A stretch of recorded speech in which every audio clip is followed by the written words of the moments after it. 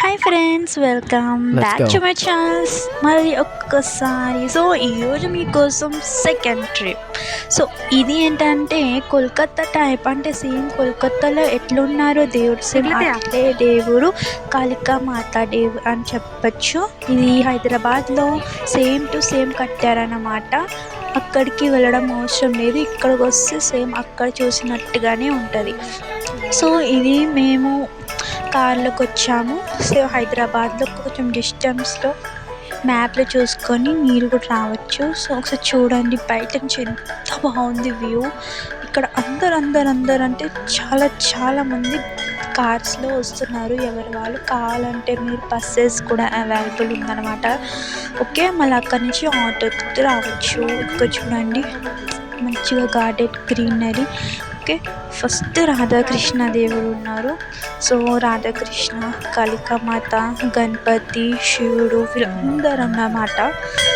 చూడవచ్చు ఎంత బాగుంది వ్యూ.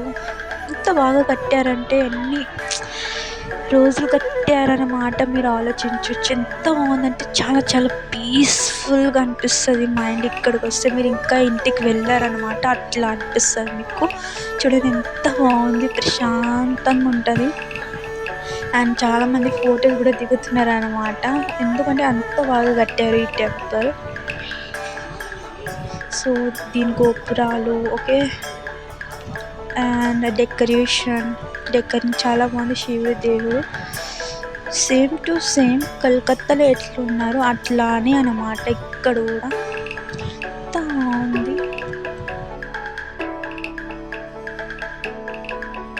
బట్ ఫ్రెండ్స్, మీకు తెలిసినంత అయితే నదరన్ ఇండియా అంటే నార్త్ సైడ్ కాకుండా ఎక్కువ సౌత్ సైడ్లోనే టెంపుల్స్ ఉంటాయి కదా.